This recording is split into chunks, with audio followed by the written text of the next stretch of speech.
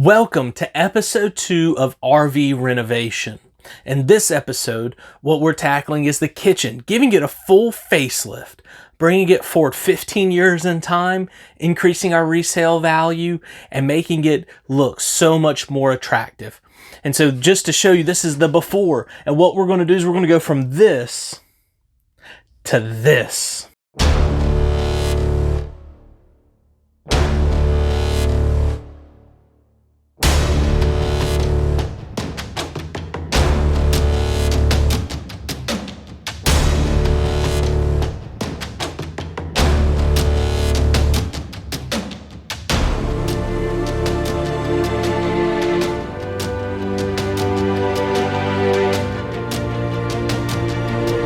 Stick around, we'll show you how it's done.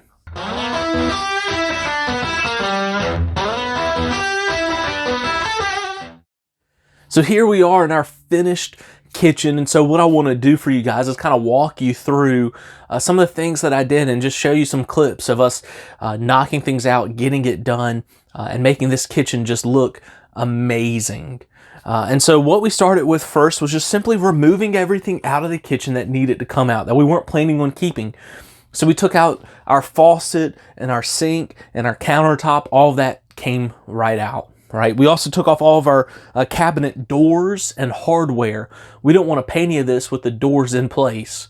So we took out all of that. We took out our stove and our range. We took out our hood here, our vent hood, our microwave, the little trim plates for it, and then also the little panels there that you see over the fridge for the freezer and the fridge. We took both of those out and painted those outside of the camper.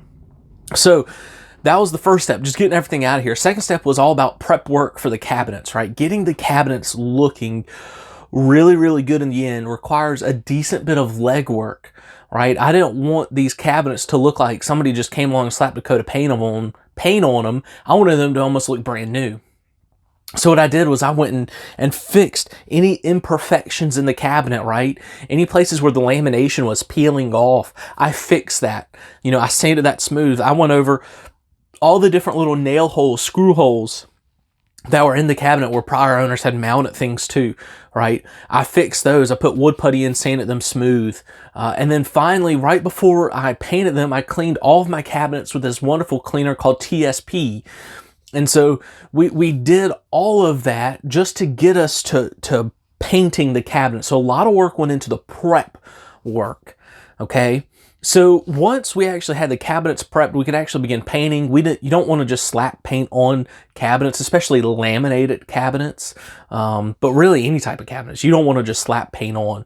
You want to make sure you have a good, solid primer. We actually bought that a high hold primer, one that is made for places that you want to put primer that necessarily aren't the grippiest of places, and that includes laminated cabinets. That smooth surface is not fantastic for painting, so you want a high hold primer to go down first. So we did that, and then after we primed everything, the doors, remember, off, we primed those off. We did both sides of them. We did the inside and the outside of them. Once we had that done, then we could actually begin painting this. And it took a solid 2 coats. We brushed all of our corners and then used a foam roller for all of the rest of them. Tried to provide a nice smooth finish as best that we could. While we had the hardware off, we spray painted that this nice matte black color that's going to match our faucet. And I think they turned out great. This is the original hardware. We decided not to go out and buy new hardware. Hardware can really rack up on you between the hinges, the pulls, the latches, all of those things. You can easily spend, just even on this small kitchen, you can spend well over $100 on that. We didn't want to do that. So we cleaned those up really good with TSP, that same cleaner that I used on these cabinets to clean them before I painted them. We did the same thing here. And so I think it turned out amazing, right? And we did 2 to 3 coats on them, just kind of depending. And they look good. Hopefully that paint's going to hold up a while. So far it has, and just a little bit of use afterwards. And so it seems like it's going to have that nice black finish for a good long while. So we got our cabinets painted. We also, like I said, we painted the fridge panels. We took those out and painted them outside. And so we got all this looking nice. And so then we had to turn our attention to this countertop. So this countertop, you're going to look at and you're going to notice this is pretty close to butcher block, right? Solid 1.5 inch thick wood. And it looks just this amazing, amazing color. But we did not want to pay butcher block prices for a camper. So what we did, we found this this edge glued pine board at Lowe's. I think they might even label it as for farmhouse projects, and one of them is farmhouse tables. And so that's actually what we bought. It was around about $80 for this big section of board. And so all we did was we took our countertop out, we set it on top of it, we traced out our new countertop, and we cut it out. And then we had to cut open our sink hole a little bit bigger, because as you can see, we put a stainless steel sink in. We did not want to go back with a plastic sink. That's what actually kicked off the kitchen renovations, was our sink cracking the very first time we used it. And so I decided there's no way I'm paying $200-300 for a plastic sink from the camping supply store. Instead, I'm going to pay $100 for this stainless steel sink off of Amazon. And it's a recognizable sink brand. And I have no complaints about it at all. It is awesome. So we had to cut the hole in our new countertop a little bit bigger than the old one. But our drawer underneath still works perfectly. So there was no issues there. So of course, then we put our sink in. First we actually, of course, had to put in the actual countertop into the cabinets. And so what we did was we actually added corner bracing to our cabinets before we did that. Because what I noticed, as soon as I took out our countertop, this lower cabinet lost a lot of structural integrity. There was a lot of shifting and playing with it that we just did not like. And we wanted to go ahead and fix that before we put this in. I want my cabinets to be rock steady without a countertop, right? I don't want the structural integrity to come from the countertop. I want it just to already have structural integrity before it even goes in. So we bought some corner braces. We actually added some more bracing over here around the stove, the platform that the stove sits in. Once again, all the structural integrity of this shelf that the stove sits on actually all came from the countertop, believe it or not. And I did not like that. So we actually added in a bunch of bracing that we brad nailed in, that we screwed in. We added corner bracing over there. And so we added all of this bracing so we knew our cabinet was nice and strong before even putting this countertop in, which was amazing.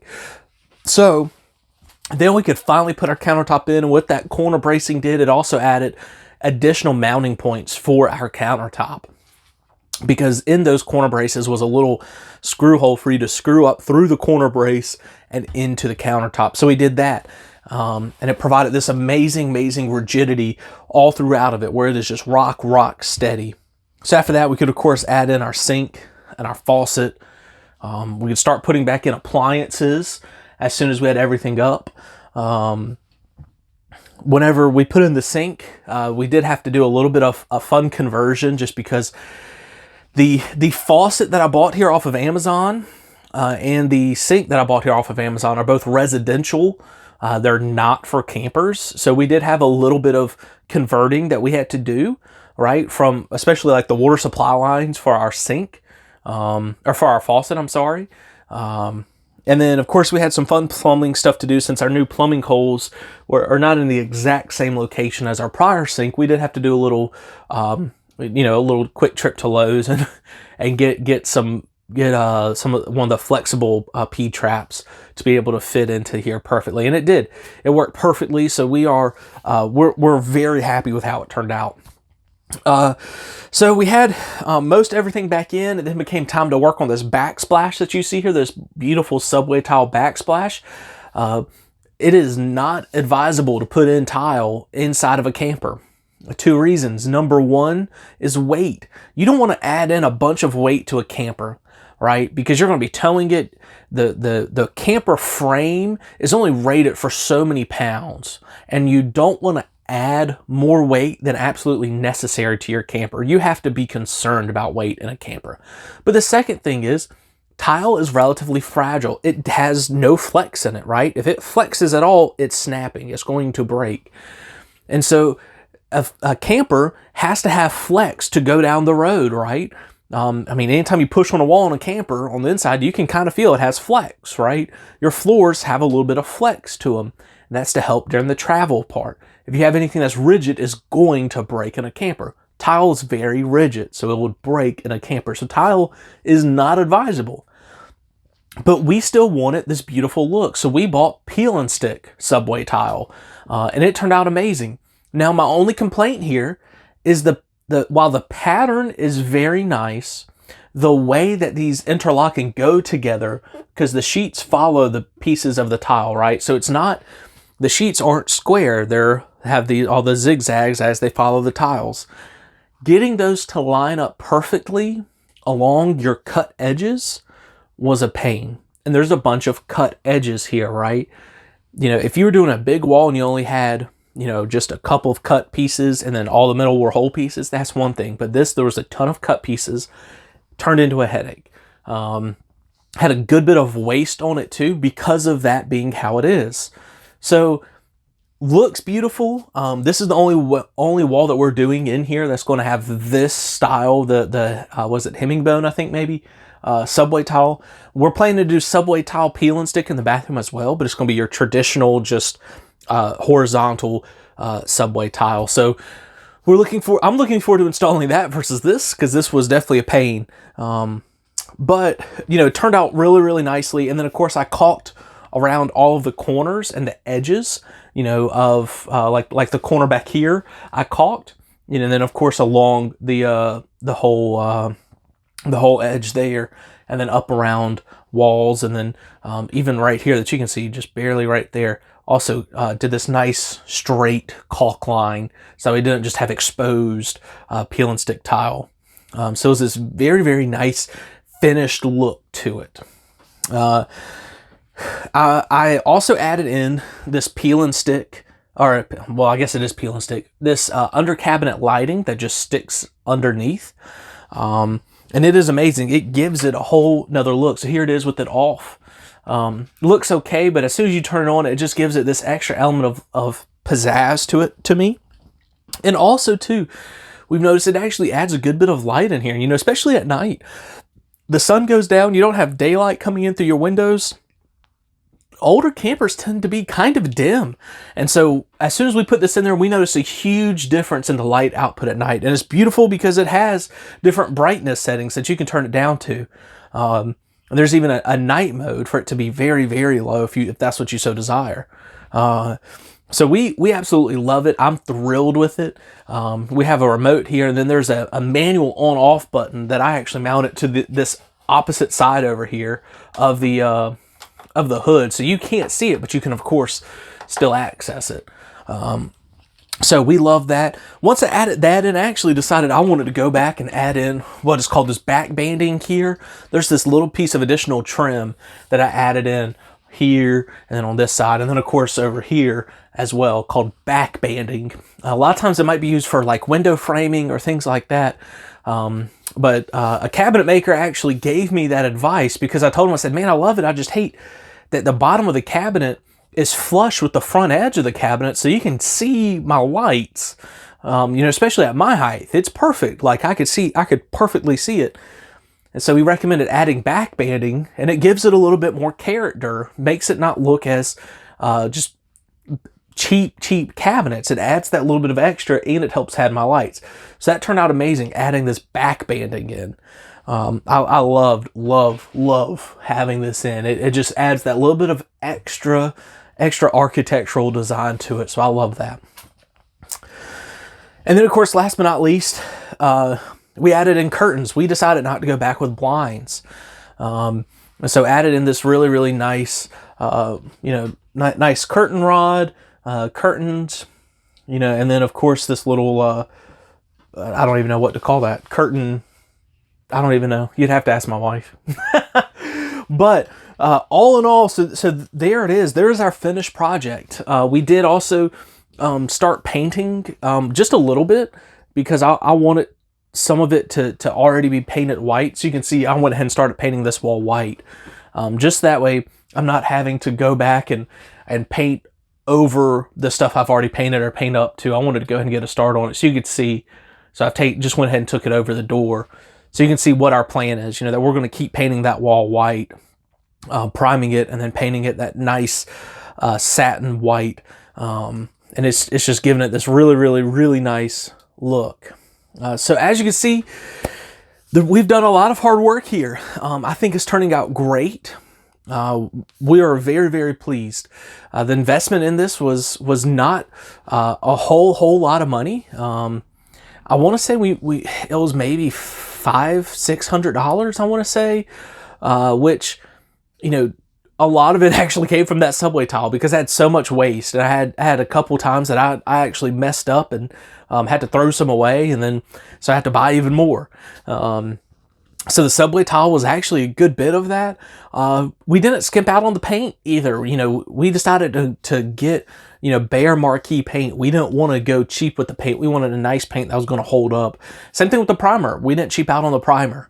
You know, and then, you know, but you think about it, you go to Lowe's, and if you were to buy a faucet like this, you're going to spend $300. We spent like $90 maybe on Amazon, and it has actually this nice water feature. I don't know if you can tell, but there's a blue light on my hand that the faucet puts out. You can especially tell it at night, but that light actually changes colors with the temperature of the water. Blue for cold, green for lukewarm, red for hot, flashing red for like scalding hot. And there's no battery either. It's all a water powered LED light. So ton of nice features with this kitchen now. I think it looks amazing. We're gonna love it for years to come. And so, guys, if you have any questions about what I've done, feel free to ask. I'm planning to do additional videos that actually show more in depth how we did what we did. You know, from just simply painting, right, to making the countertop, just having more shorter, in-depth videos that really break down certain elements of this build. So, guys, I think that is it for now. Until next time, we'll catch you guys later. Bye.